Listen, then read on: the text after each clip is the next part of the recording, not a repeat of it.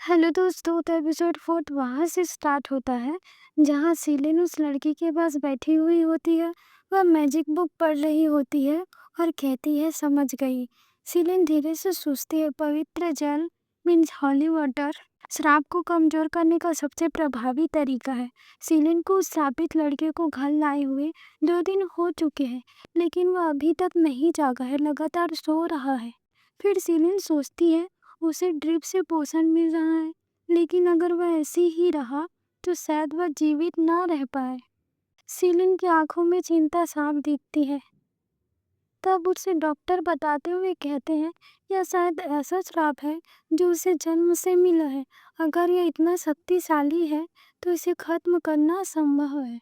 फिर सीलिन गहरी सांस लेती है और कहती है ऐसा नहीं हो सकता, इसलिए उसके माता पिता ने शायद उसे छोड़ दिया और वह अनाथ बन गया।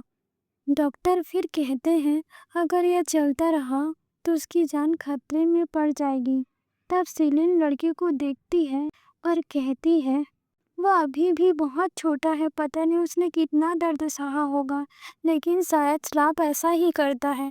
उसी समय हवेली के लोग बात करने लगते हैं सीलिन को लेके। हवेली में हर कोई उससे नफरत करता है। तब सीलिन के पिता सीलिन को बुलाते हैं और उससे कहते हैं आखिर तुम क्या सोच रही थी जो एक श्रापित अनाथ को उठा लाई। सीलिन शांत होकर जवाब देती है मुझे माफ करे, लेकिन मैं उसे वहाँ छोड़ नहीं सकती थी। लेकिन सामने से उसके पापा कहते हैं मैं इस बच्चे को अपने क्षेत्र के अनाथालय में ले जाऊंगा। तब सीलिन कहती है नहीं, आप ऐसा नहीं कर सकते, उसे वहाँ कभी सही इलाज नहीं मिलेगा। तब उसके पिता कहते हैं तुम एक ऐसे बच्चे को बचाने की कोशिश क्यों कर रही हो जिससे तुम कभी मिली भी नहीं हो। वह कोई जानवर नहीं है। सीलिन की आंखों में डर छलकता है। मैं अपने दिल की बात अंदर ही अंदर सोचती हूँ। मैं अपने पिता को यह कभी समझा नहीं सकती कि यह सब मेरे पिछले जीवन के अनुभव से जुड़ा हुआ है। मैं एक भयानक बीमारी से पीड़ित थी और मेरे परिवार ने मुझे छोड़ दिया था। मैं बस बैठकर मौत का इंतजार कर सकती थी। उसकी आवाज़ भर जाती है। मैं नहीं चाहती कि वह अकेला रहे और वही सब झेले जो मैंने सहा है। फिर वह कॉन्फिडेंट होकर कहती है मैं आपको कोई परेशानी नहीं दूंगी, मैं उसका ख्याल रखूंगी। तब उसके पिता कहते हैं जो करना है करो।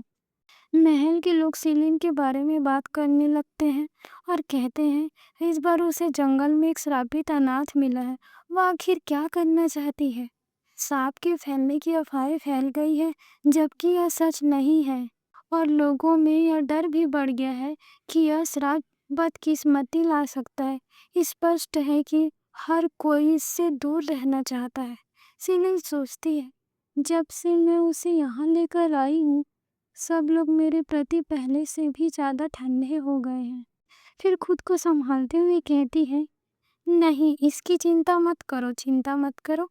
वैसे भी अभी मैं उसके लिए सबसे अच्छा यही कर सकती हूँ कि उसे पवित्र जल से इलाज दे दूँ।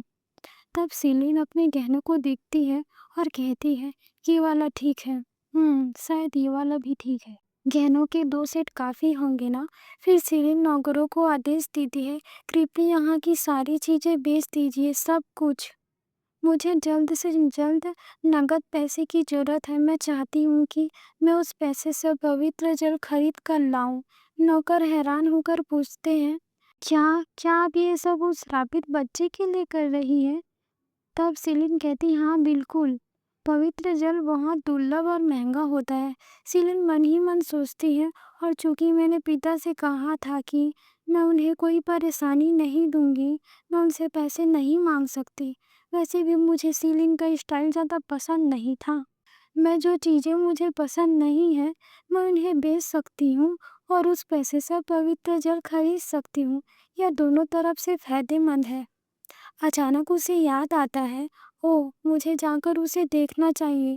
तब वह उस लड़के के रूम में जाती है और वह देखती है कि उसे बहुत तेज बुखार है। वो उस लड़के के सर पर गीले पट्टी रखती है और उसके हाथ पकड़कर कहती है हिम्मत रखो, मैं जल्द ही पवित्र जल ले आऊंगी, ठीक है। फिर सोचती है हर कोई श्राप के कारण इससे दूर भाग रहा है। मुझे सब कुछ खुद ही करना होगा। तब पीछे से आवाज आती है। लेडी अडेल कहती है, दीदी क्या हुआ?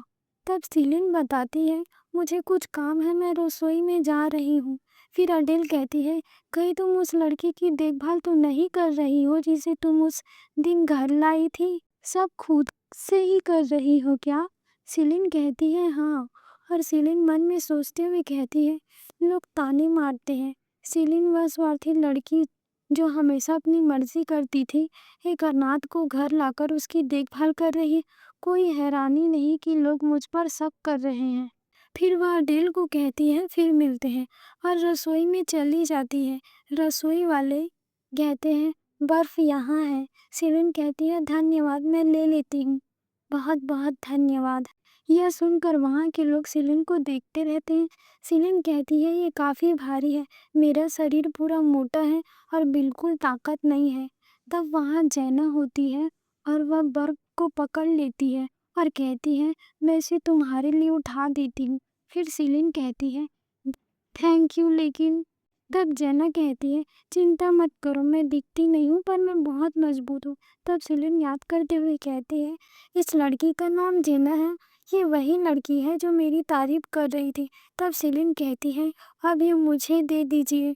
फिर जेना कहती है, नहीं, कृपया मुझे मदद करने दीजिए। फिर सीलिन जेना से पूछती है, क्या तुम्हें श्राप से डर नहीं लगता?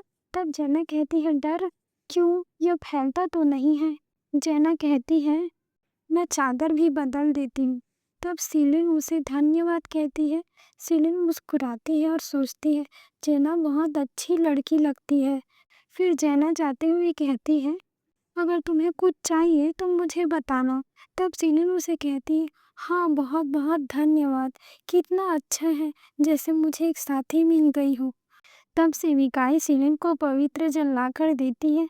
तब सीलिन कहती है, हाँ, इसे सीधे मंदिर से खरीदा गया है, इसलिए असली होना चाहिए। मुझे यकीन नहीं हो रहा है कि इतने पैसों में मुझे इतना सही मिला। खैर, मुझे इसे तुरंत उसे दे देना चाहिए। और सेविका से कहती है, आपकी मदद के लिए धन्यवाद। तब सीलिन उस लड़के को पवित्र जल पिलाती है। सीलिन धीरे से प्रार्थना करती है, हे पवित्र जल, मैं उम्मीद करती हूँ कि वह जल्दी ठीक हो जाए, चाहे थोड़ा सा ही सही। सीलिन बहुत थक गई होती है और कहती है, और आखिर में मैं हाल ही में उसकी देखभाल और रिसर्च में इतनी लगी रही कि मुझे नींद की कमी हो गई है। वह ऐसा कहते हुए सो जाती है।